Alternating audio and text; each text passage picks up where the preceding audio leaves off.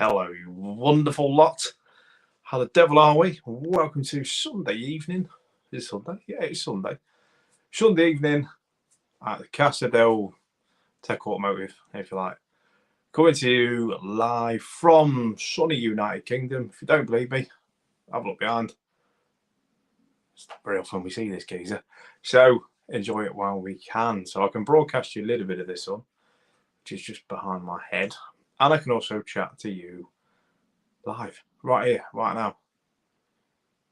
So, Mr. L's Auto Care, hello, buddy. How the devil are we? Hopefully you're all well. Earning loads of pennies out there in the lovely, lovely sun. You're not going to get rained off anytime soon. A rumour has it there is a heat wave this week. So, I don't know if that's Wales included. Probably not, because it's Wales. But who knows, buddy? Who knows? Hopefully it's all going well, though, matey, in all fairness. And no more clutch slave cylinders. But good evening, guys. Welcome. We give it a couple of minutes, let people arrive. I'm just talking, just introducing what we're doing, introducing myself if you've never been here before. Hello, my name is Rob, and I am one part of Tech Automotive. The other guy is sorry, got something in my eye. The other guy, Mike, is very much behind the scenes. He does like to pop his head up every so often and just let us know he's still there by phenomenal videos that he likes to do. The man's confidence behind the camera has grown massively. And now, speaking of this, another young chap, Mr. Paul from Valeting Supplies. There you go. If you've not seen him before, you can check his website out, valetingSupplies.online, and you'll see some phenomenal deals. But another person that's growing massively behind the camera is Mr. Paul himself. So good evening, buddy. Nice to see you here, matey. I did try and share the live quite quickly before it started at 7 o'clock. Always creeps up on me on a Sunday. Don't know why. Today I've been painting the house. I've been replacing light switches in the house, plug sockets in the house. Bit of cleaning, bit of this, bit of that. Just general, you know, what you're supposed to do sort of a bank holiday weekend. I know it's not bank holiday weekend. But yeah, just pottering around and doing note, and it's been brilliant. So, evening. Hello, Facebook user. Good evening. If I pop a link down here, if you want to, just follow it. It is only for Facebook users, and for some reason they changed their security settings recently, which means they've chucked everyone off third-party streaming apps, which is this one that I'm using right now. And they just want you to do it again. So if you don't mind, follow the link and then I will know exactly who you are. Everyone's having a chat in the group chat. That's ace. Fantastic. Good to see you all here. Lovely, happy, smiley. Telly's on in the background. I'm fixing some brakes there on a Volkswagen. Or stripping and cleaning and showing what's going on. We do quite a lot of this on the Tech Automotive channel. The clue is exactly what it is in the title. We are very much technologically automotive based. Does that make sense? That's the idea behind it anyway. So if there is any video I can bring to you guys in the format of either YouTube, a little short on TikTok, or something I can just post on Facebook, and I will do that, no dramas. And honestly, I'm racking my brains daily thinking, what could be good content? Am I doing a job today where I could definitely get some form of footage for you guys, just something to show you what's going on in the motor trade. The motor trade is a rapidly changing trade, if you like. Unlike electricians and plumbers, my hat's off to you guys out there, you do a sterling job. But your job really doesn't change massively. The rules might change and products may change just a touch. Motor trade is another ball game totally. 1 minute you'll have the top of the range technology that's only just come out, and then you blink, turn your back, turn back around, and that technology has changed again, and it's something else. And then, honestly, it evolves almost daily at the minute, down to software updates, to part changes, to bits and bobs, basically every part of the car. Now, there's so many subsections to what we do as technicians, as car repairing industry. We, even more so now, You have software. Software is absolutely everywhere now. It never used to be a thing really on cars. If it didn't work, it was the part that didn't work. Now it's a bit of software, dodgy software, that's causing a part not to work, causing another fault on another system with another wire using another something. Honestly, massive hurdles to get over just by doing what we do on a daily basis, which is why I want to bring you on to sort of tonight's topic. And I want to bring you into it a little bit more, to be fair. I want to know your opinions on autonomous driving and the bits and bobs of autonomy that are creeping into everyday life now, car-wise in particular. They're starting off by bringing it in. So you've probably seen assisted cruise control. That's very slightly autonomous. You've got assisted brake, assisted park. Honestly, the cars are rapidly changing, and these things are becoming more and more seen out in the wilderness. I've obviously working for Volkswagen, whatever technology they've got and whatever technology they're bringing into cars, I will have had a play with at some point. But I want to know your feedback as well, guys. I want to know, do you enjoy the autonomy if your car's got it? Do you enjoy the thought of autonomous driving? Are you that type, same as me, where driving's fun and you want to be able to drive yourself, not have a computer do it for you? Are you happy doing what you're doing? Are you going to welcome the electronic car revolution? Or is it best just to stay with how it is now? Slightly dipping its toe into the autonomy, but not really taking over. Because I know if for any of you guys that have tried ACC outside of the network, so it's assisted cruise control, that's weird. That's weird. And to be fair, when I first tried it, I did not trust it in the slightest. So if you're not fully aware what ACC does, so it's a cruise control situation. If you've ever used cruise control, it'll hold your car at a speed and obviously try and maintain that speed for you. Now assisted cruise control is up a notch. It's gone up a notch, and it'll somewhat maintain speed for you. And say if you're coming up to a vehicle in front of you, it'll detect that car in front of you, and it'll keep you at a distance to that car. So it's almost like it's locked onto that car, and whatever speed that car does, obviously up until the speed limit or what you've set it at, your car will do. So it'll obviously maintain that safe distance, which is phenomenal. I love that, because you hear a lot in the news nowadays, tailgating, people not giving the correct distances. Quite a lot of accidents are happening because a car in front is reacting to something and the one behind it ain't got time to react. So that in itself will only let you be a certain distance from the car. You can't take the piss and go right up to the car's bumper. It won't let you. Won't let you. It's programmed not to do that. So I think that's somewhat good. But on the other hand, it has had its issues in the past. Whether they've got them issues now, they've ironed them out. It's been a while since I've heard about them. Say if you're coming down the motorway, a couple of lanes either side, they have been known in the past to detect a car going past you or detect someone turning off a slip road thinking that they're braking in front of you. That being said, can end up quite dangerous. It can end up your car locking the brakes on because you think someone's slowing down towards you.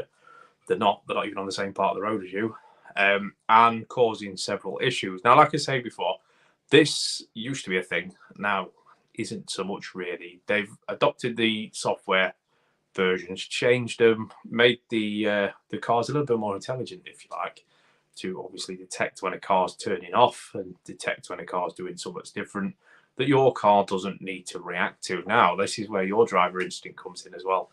And although your car's holding speed with the car in front or accelerating, you in the back of your head, whatever you come to do, your foot's hovering over that brake pedal thinking, right, this computer, if it goes wrong, I'm ready. I'm waiting for it. I'm ready on the brake pedal. It's going to be fine. That's what I had when I first started getting used to ACC. My Octavia's got ACC. It's fantastic. Fantastic bit of kit. But I was at that point when I would hold my foot over the brake pedal because you just don't trust it, do you?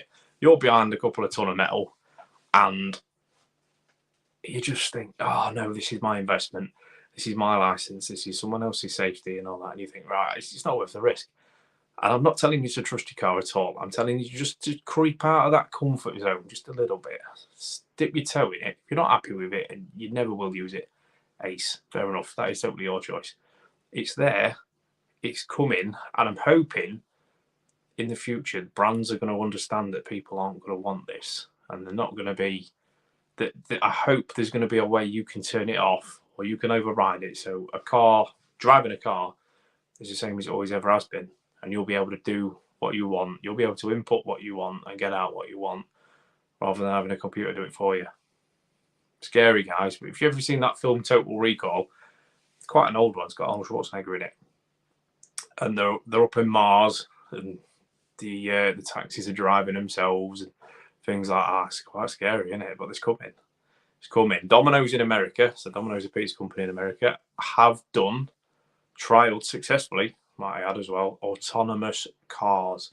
So these cars do not have a delivery driver. Literally, the car will drive itself around the streets, obviously legally on the roads, bring your pizza to you. That's cool. That's cool. I like that. There's a lot of room for error. But if they've refined it to a point, I like it. And I think some companies, people expect the human touch. So they look forward to the human touch. Some people don't see people for weeks and weeks and weeks. Quite lonely people out there. And just that ordering pizza could mean the world to them. Now, if you've just got a car rocking up at your house and it's just it opens an hole and you grab your pizza, that could be a massive difference to someone. It could mean the fact that they are going to see someone, so now I'm not seeing someone because there's a robot handing them the pizza. Dead weird, I know. Dead weird. Let's have a look at some of the comments. Paul's going to stick with his older car, so there's not really any autonomy on Paul's car. So, Mr. Barrington, autonomous cars aren't for me. I get the assists, have the advantage like anti-collision. Taking the human element out of driving is dangerous in my eye. Absolutely, mate. Everyone's entitled to their opinion. You're a bus driver as well, so I presume autonomous is coming into your trade. I don't know how quickly. I know if you're part of the Volkswagen group, so HGV commercial vehicles, they are creeping that in quite quickly. So, evening, Mr. Facebook user. How the devil are we? Hope you're all right. Just pop in the comments if you like. Let me know who you are. If autonomous cars can fully come in, I'll be buying it. Yeah, they're going to, mate, just like electronic cars.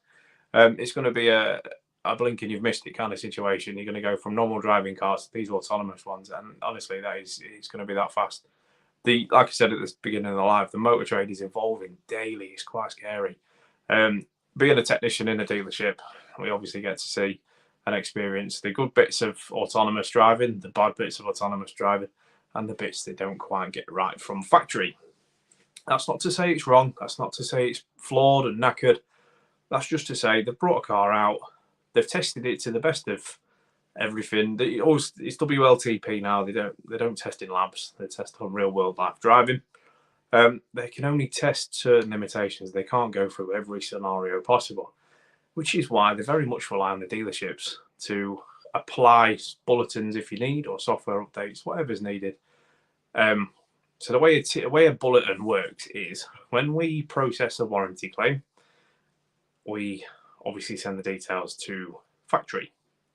And then factory will have these data collating things happen where they collect data from absolutely everywhere. And there's going to be patterns emerging, like the same faults emerging, different parts. I'm going to take the UK because it's easier. Different parts of the UK, but the same faults happening. Now, they'll look at this over a certain period of time. It's not very long either. And go, right, we need to change this. Something's not right. Something's gone wrong. It's not good. It's all right in the German market, but for UK, it's not working. So we'll change this. And if it's safety related, a recall will be issued accordingly. If it's not, a TPI or bulletin will be issued accordingly. And if your car's that new, bulletins are usually carried out under warranty as well. So don't need to worry about it too much. Don't worry about the aspect of it costing you thousands and thousands of pounds as well. Like I say, for the Volkswagen Group in particular, you get 3 years warranty for that reason. Unless you're abusing your car, crashing it into walls, bits and bobs like that, it'd be fine. And honestly, the ACC and things like that, I do hear things, bits and bobs about the cameras going out of calibration. They are well mounted to the car. They've got some good tolerances on them. So if you go over a pole or clip a curb or something like that, unless you're fully driving into it at God knows what speed, they're not going to jump out of tolerance. My Octavia has been absolutely fine, touch wood.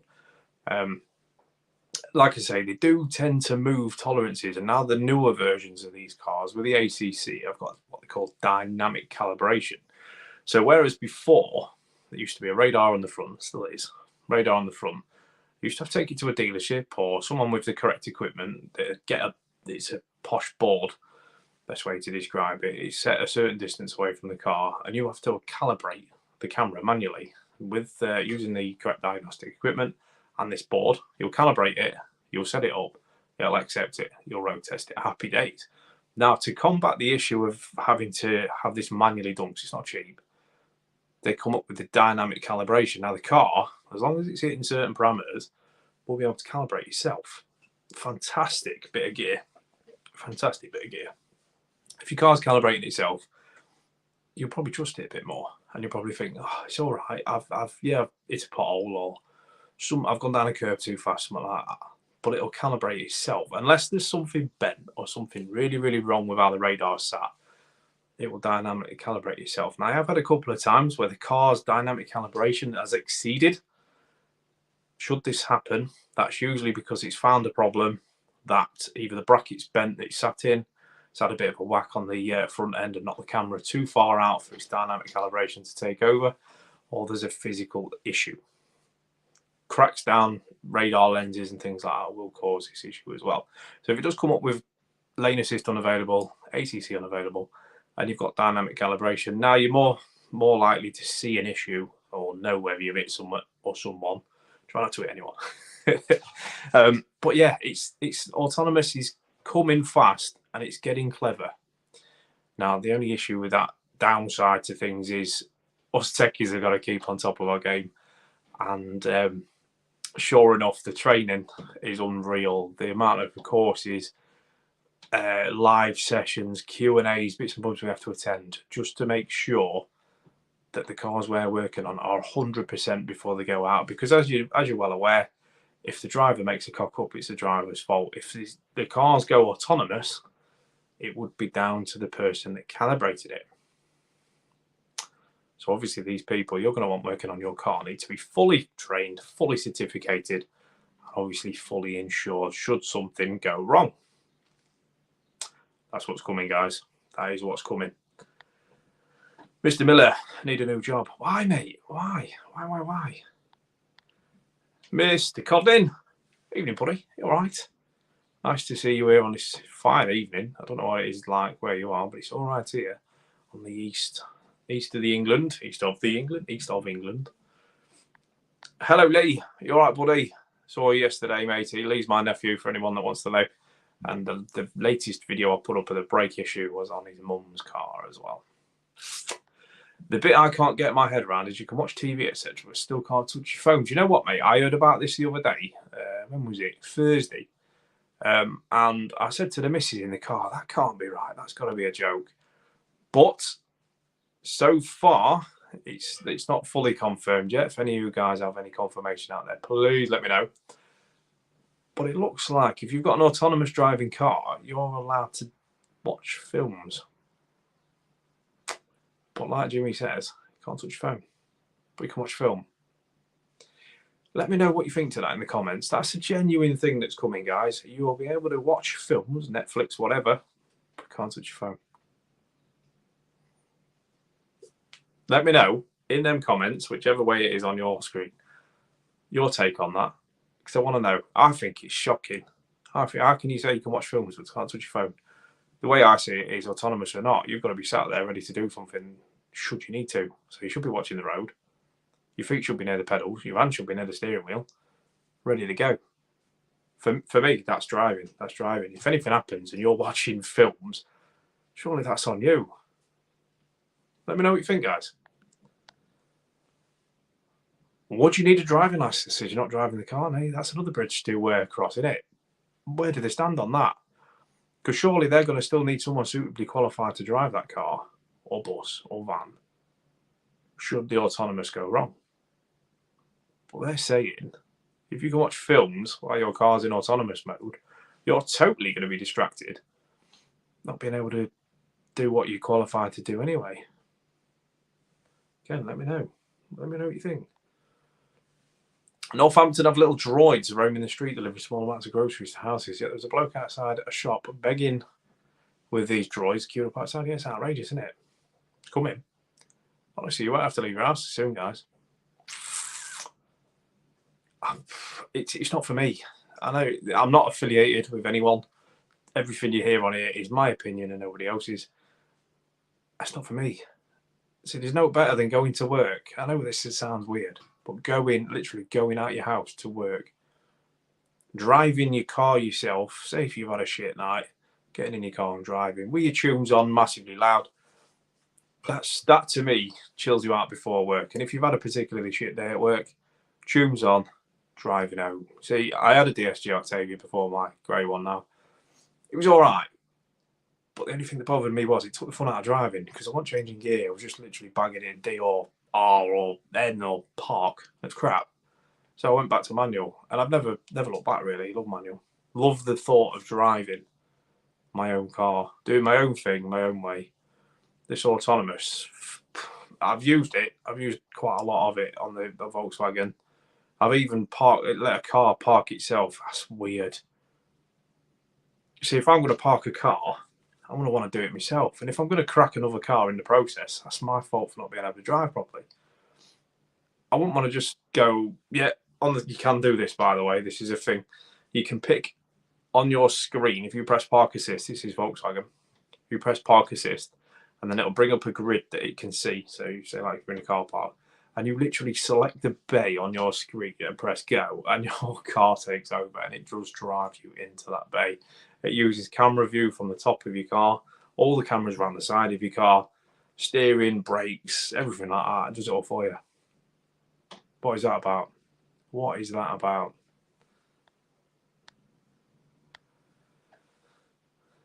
Says a lot when a robot is chosen over a human being to do a job. Honestly, mate, it's coming. The first sign of that was the self-service checkouts at supermarkets and shops. And how many times, right? How many times are you at these self-service checkouts, giving it your big one, doing your best, living your best life, scanning your goods like you've been doing it years, and then it goes, unexpected item in bagging area, or check the age, or I don't know, you've put a PlayStation 5 through as a bag of grapes. Do you know what I mean? How many times have you got to wait for that human to come over and scan a card and actually check that you're talking legit and you're not lying?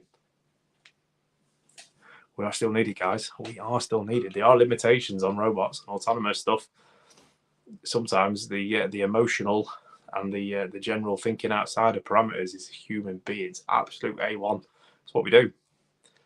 We work outside parameters quite a lot. Whatever job you do, you're working outside of spec sometimes, aren't you? You're not going to stick to your job role or your job description like glue. Sometimes you're outside of them parameters. Robots and that can't do it. Not yet, anyway. Not yet. Everything's developing on a daily basis, by the way. Lots of jobs over the year have been lost and will continue to be lost due to autonomous industry systems and all to feed our impatience. Totally. Throwaway society that we are. We're impatient. Yeah.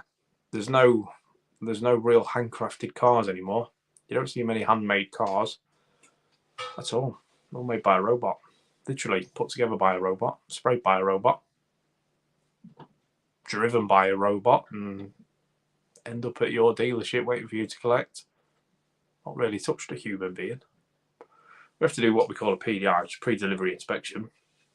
Whereas human, us, have to check the robot's done it right. Work that out. That's what we do. We have to check everything on a vehicle. Massive 2-page list of stuff on a brand new car. We have to check to make sure the robot's done it right. If it hasn't, back it goes. We are still needed, guys.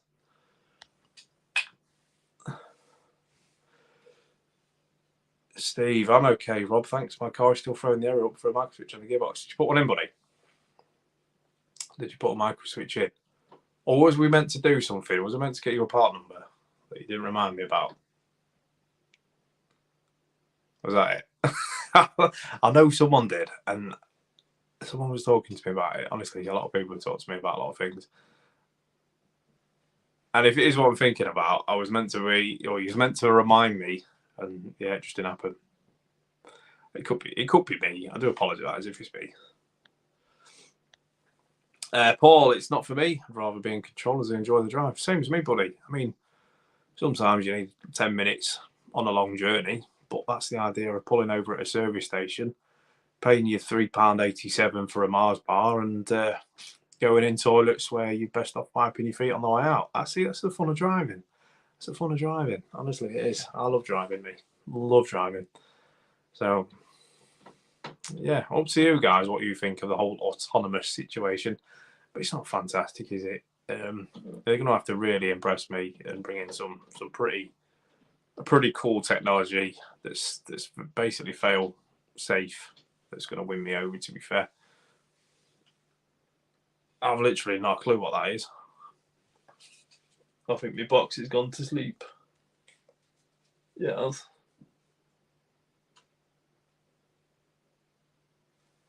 This is what I did on a Mark 7.5 Golf.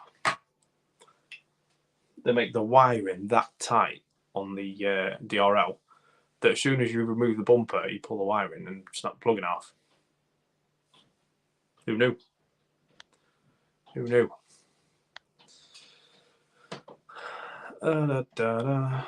Keep going, guys. Keep going. Keep chucking the comments in. I love it. Love hearing from you guys. I'm not going to do TikTok tonight because I'm having an Indian. It's coming at 8 o'clock. I see what you think. Now, hopefully, Paul, reading this, it's technology we don't need. Yeah, 100%.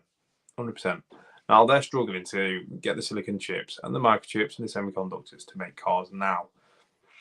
What's the issue going to be like if in 5 years' time they're still struggling to get these? They've still got backlogs of orders. I know people are placing orders for new cars now and being told 18 months to 24 months before they're going to see it. Is there much point? Honestly, they're really going to have to revise a lot of things because the Motability scheme, like it or not, you get the car for a certain amount of time. Now, you then get towards the end of that contract, and then you order your new car. Now, at the minute, are they extending them? Or are they telling you can't have a car? What are they doing? Because you can't get a car for toffee. Honestly, working in a dealership, we get a delivery. Used to get a delivery of cars absolutely every day, near enough every day. Big lorry turn up, loads of cars, fill the compounds up, ready to go. You barely see them. Barely see them nowadays. They're getting brought to us literally hours after being docked because that's how bad it is. So there's going to be a backlog, and this backlog is going to go on for quite some time. It's not going to be sorted overnight. No way. So it'd be interesting to see what's going on. What's his name, Rob? What's his name, Rob? What's his name, Rob? I don't know. Yes, I was supposed to remind you. Been away, forgotten. I haven't changed it. It seems intermittent. Yeah, that's the thing. It is intermittent massively. It is. If you've seen the video on YouTube, I think I sent you it, didn't I? It is the partial failure of a micro switch inside the part of your DSG selector unit. Now, used to be you would have to change the whole selector unit. Expensive, right? A lot of money. Then they come out with a microswitch replacement, which basically fits in loop to how your system works now. You basically unplug one bit, plug this loop in, and then plug it back into the original port. Now that gets rid of the need for this dodgy microswitch that's failed inside your selector unit, and it will now use the new microswitch, ultimately solving your problem. You can't see anything extra in your car. You can't see it's there. All you know is your fault on your dash has now gone. There's two types of parts, or there's two micro switches, sorry, depending on who makes your gear selector. There's ZF and there's another one. ZF and something else. Top of me, I can't remember. And depending on what selector lever you've got, will depend on what part number you need for the repair. Now, these micro switches are very much readily available. You can get them from TPS. You can also get them from your dealership, depending on whether your dealership stock them or not. But yeah, you can get them from TPS. And I know Volkswagen, where I work, we do keep them in stock usually as well, obviously, depending on if you can get them. So, yeah, good little fix. I'm glad they changed it rather than making you buy a whole new selector unit or put up with a daft fault on your screen. No one likes that. No one likes random beeping and error messages. It just irritates. Even though you know it's not going to do anything, it's just irritating. It's just irritating. The wife's distracting me here. The wife is distracting me here. There's balloons going on and all sorts. It is my son's 3rd birthday tomorrow. So honestly, there's balloons and everything about. She's loving life at the minute, and he will when he wakes up in the morning. He has just had his tonsils out as well. So he's stuck at home, not feeling too great. What do you do? Night, Mr. B. Have a good one, mate. Always there if you need us, pal. Just send us a message. Yeah. They are, Mr. Coblin. Bit of trim needs to come off. So, you know, the actual surround of your gear lever and the buttons, they come up as a oneer. And then, yeah, it's a little bit faffy to get the plug back in. But honestly, if you're not bothered how long it takes and you've got a bit of patience, yeah, dead easy. Dead easy. I mean, if you want me to do a video of me actually changing one, no problem. I can't actually remember what I put on that video. It was quite comprehensive, to be fair. Sometimes it's hard to hold the camera and then use both hands to do to do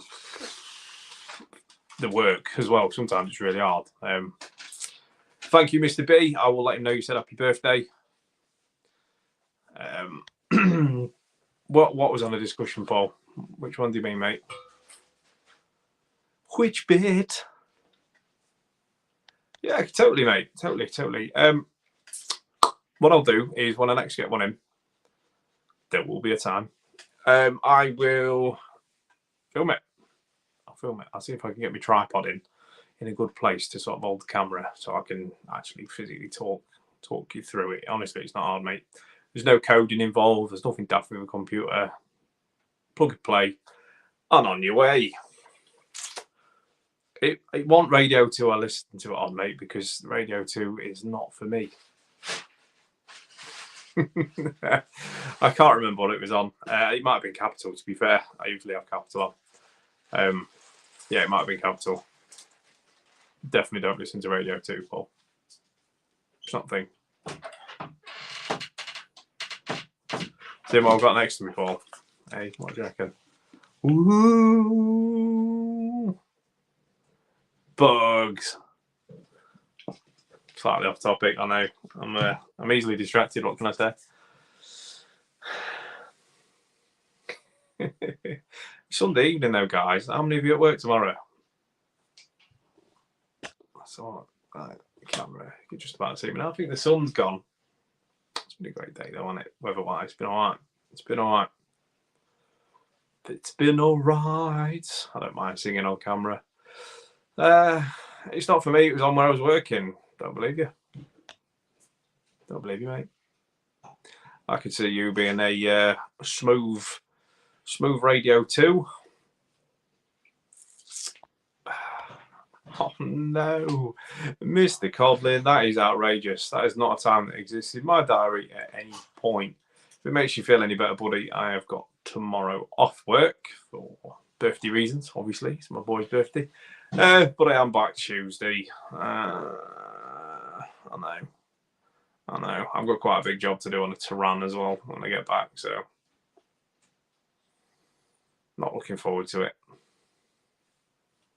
Such is life, buddy. Such is life. We muddle through, don't we? We enjoy the good times. And like us true Brits, we take the bad times on the chin and then take the piss out of each other. It's what we do best. It is what we do best. You're at work, Paul. I like it. Has anyone noticed this delay on YouTube yet? Honestly, it's huge, isn't it? The delay between you sending a message in to me and for me to respond. Honestly, it is bad, isn't it? You can tell. I think it's about 10 to 15 seconds. It's not me ignoring you. Honestly, it's not. it doesn't pop up. I mean, when I've been on other people's lives and I've sent a message thinking, that's quite funny, he's going to laugh. And then when they actually get the message, they forgot what it was about. And I'm like, oh, it's a wasted joke. Yeah, YouTube do delay things. It's not because I'm on a third party either. Honestly, they delay things just to make sure you're not talking about anything daft. Anything daft. I'm not looking to get a ban tonight, though. The music we use at the beginning, so the countdown screen, they got a little bit excited about that, saying we didn't have the right to use it.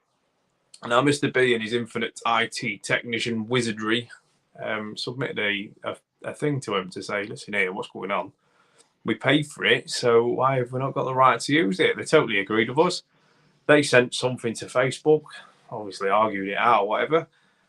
And then I get an email saying that they've accepted that we're allowed to use this music now and there should be no further action. So hopefully, normally it's a Sunday evening I get banned from messaging and commenting for 24 hours. So hopefully this evening it won't happen. I'm excited. It normally is quite painful when I'm not able to message anyone back straight after a live, because some people do have questions. I must think I'm quite ignorant when I don't respond. That is not me. Unfortunately, the Facebook police get a little bit excited themselves and put me in metaphorical handcuffs for 24 hours. I know. So if it ever happens and you've got a question, honestly, just post it either on the Tech Automotive Facebook page, Skoda Owners, or comment on my YouTube channel, because I won't get banned from there unless I do something really naughty, and then I'll reply. Just don't panic. I'm definitely still here. I'm not ignoring you. I won't do it.